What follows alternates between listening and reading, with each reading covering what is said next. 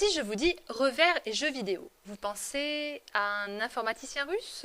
Né à Moscou en 1956, Alexei Leonidovitch Pajitnov est un ingénieur informatique spécialiste de l'intelligence artificielle qui a créé, il y a de cela une trentaine d'années, un jeu vidéo sur lequel des millions de personnes ont passé des millions d'heures. Le petit Alexei est un fan de puzzle et du pantomino. Mais qu'est-ce que le pantomino? C'est un ensemble de figures en plastique composées de 5 cubes que l'on peut associer pour créer des formes plus grandes, en 2 dimensions. Je vous rappelle qu'on est dans les années 60. Pajitnov suit des études scientifiques à l'école mathématique de Moscou et à l'Institut aéronautique. Il intègre ensuite l'Académie des sciences soviétiques où il travaille dans les domaines de l'intelligence artificielle et de la reconnaissance vocale. Dès le début de sa carrière, il crée des jeux vidéo liés à la psychologie, une de ses grandes passions. En 1984, afin de tester les possibilités de calcul d'un nouvel ordinateur, l'Electronica 60, Alexei développe une sorte de puzzle numérique. Il s'inspire du pantomino, dont il ampute les figures d'un cube pour les simplifier en passant de 12 formes possibles à 7 et crée Genetic Engineering, la version jeu vidéo du pantomino. Les formes composées de signes de ponctuation sont appelées tétramino et peuvent être déplacées à l'aide des flèches directionnelles pour être associées entre elles. Ce n'est pas la folie dans le labo, ce qui pousse Pajitnov à améliorer son jeu. Alexei se rend compte que les tétraminos peuvent former des lignes, mais aussi que l'écran de l'ordinateur se remplit rapidement lorsqu'on ajoute des figures. L'ingénieux ingénieur ajoute donc une fonction d'élimination des lignes complète pour prolonger la durée de vie de son jeu. Des blocs formés de 4 cubes qui tombent du haut de l'écran, des lignes à former pour faire monter son score et un classique de la musique russe en fond sonore. Alexei Pajitnov est l'inventeur de Tetris. Avec l'aide de Dimitri Pavlovsky et de Vadim Gerasimov. Pajitnov choisit le nom, formé de tétra, du grec tétra, qui signifie 4, et de is, à cause du tennis, son sport préféré, tandis que Gerasimov se charge du design du jeu et du codage pour MS-DOS, alors qu'il n'a que 16 ans. On ne va pas parler du travail des adolescents. Intéressons-nous plutôt à la politique, en Russie, au milieu des années 80.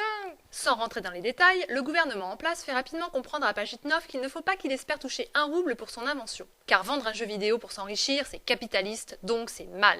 Pajitnov accepte son sort et distribue gratuitement Tetris et d'autres jeux développés avec Pavlovsky et Gerasimov à ses collègues et amis. En 1986, Tetris passe le rideau de fer et en 1987, il arrive en Amérique du Nord. À l'ouest, Tetris retient l'attention de plusieurs sociétés de jeux vidéo, ce qui encourage Alexei à concentrer ses efforts uniquement sur ce jeu. Et ce qui met fin à sa collaboration avec Dimitri et Vadim pour divergences d'opinion.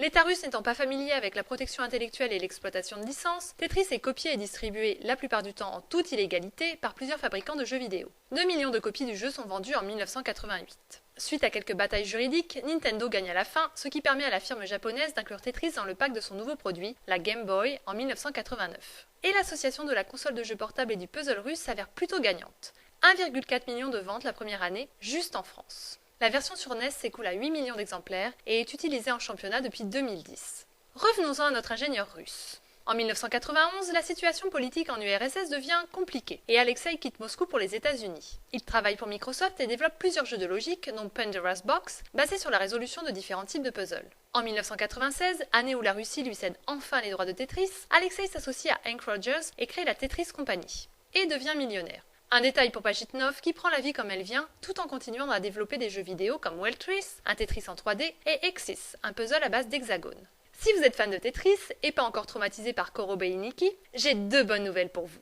Un film basé sur le jeu Tetris est en développement en Chine et des fausses bandes annonces chatoyantes tournent sur internet. Je ne comprends pas bien le concept, mais comme j'adore le rangement... Et vous voulez une bonne excuse pour passer des heures à jouer à Tetris? Voici une petite sélection. Ce jeu améliore les fonctions cognitives du cerveau, il a des vertus déstressantes, il aide à arrêter de fumer et il guérit l'amblyopie. Ce n'est pas moi qui le dis, c'est la science. Allez, je vous laisse, je vais aller faire une petite partie. Où est-ce que j'ai rangé ma Game Boy?